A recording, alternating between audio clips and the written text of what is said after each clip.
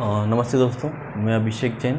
आज हम बात करेंगे लीनियर इंडक्शन मोटर में जब हम एनालिसिस करते हैं तो दो इफेक्ट होते हैं। एक होता है ट्रांसवर्स एज इफेक्ट और दूसरा होता है एंड इफेक्ट।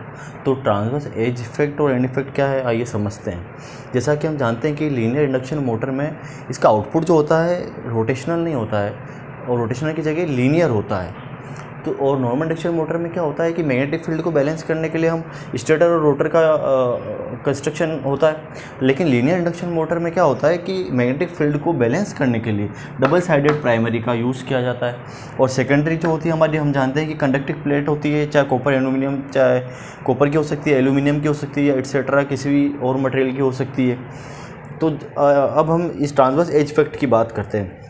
इसमें क्या होता है कि जब हम जानते हैं कि सेकेंडरी में करंट प्रोड्यूस होती है, तो ये जो करंट का कुछ भाग जो होता है, अगर सेकेंडरी की जो मतलब डायरेक्शन है मूवमेंट की, उसी दिशा में अगर इस करंट का कुछ भाग जो होता है, वो क्या होता है कि जो इसमें थ्रस्ट फोर्स और ट्रैक्शन फोर्स, हम जानते हैं कि इसको मूवमेंट कराने के लिए सेकेंडरी लीनियर इंडक्शन मोटर को थ्रस्ट फोर्स और ट्रैक्शन फोर्स हम कह सकते हैं, उसकी आवश्यकता होती है। वही इसको हम एक लीनियर फोर्स का काम करता है और इसको मूवमेंट कराता है। तो ये जो करंट का कुछ भाग है जो इसी के मूवमेंट की दिशा में, या हम कह सकते हैं इसी की डायरेक्शन में जो इसके साथ होता है, तो वो क्या करता है कि उपयोगी थ्रस्ट या यूज़फुल थ्रस्ट का मान या उसकी वैल्यू हम कह सकते हैं उसको कम कर देता है और लॉसेस का काम करता है। और लॉसेस बढ़ाता है तो इसकी इफ़िशियंसी कम होती है और लीनियर इंडक्शन मोटर का आउटपुट कम होता है।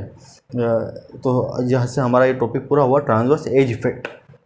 ठीक है, अब एंड इफेक्ट की बात करते हैं। एंड इफेक्ट क्या होता है कि जैसा कि हम डायग्राम में देख रहे हैं कि इसके अंतिम सिरों में, मतलब कि एंड पॉइंट में हमें सेकेंडरी के करंट का कुछ भाग जो हमने ये बता रखा है, ये क्या है कि जैसे कि करंट का कुछ भाग जो होता है प्राइमरी के भी जो बाहर निकल जाता है सेकेंडरी कंडक्टिंग प्लेट में, तो वो क्या करता है कि अब ये उपयोगी थ्रस्ट जो हम कह सकते हैं यूज़फुल थ्रस्ट जो हमारा है ना, उसका इफेक्टिव मान या उसकी वैल्यू को कम कर देता है और लॉसेस बढ़ाता है और कम स्लिपर ब्रेकिंग एक्शन होता है इसकी वजह से।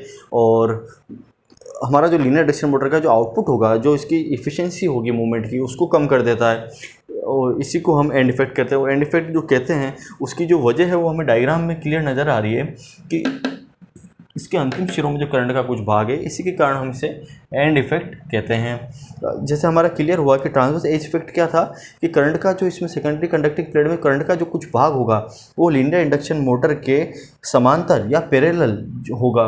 तो वो क्या होगा कि वो इसका उपयोगी थ्रस्ट का मान कम करेगा। और एंड इफेक्ट में क्या होगा कि अंतिम सिरों में जो करंट का कुछ भाग है जो प्राइमरी के भी बाहर निकल गया है, तो वो कोई उपयोगी थ्रस्ट का मान वो भी कम करेगा, लॉसेस होंगे और इफ़िशियंसी कम हो जाएगी।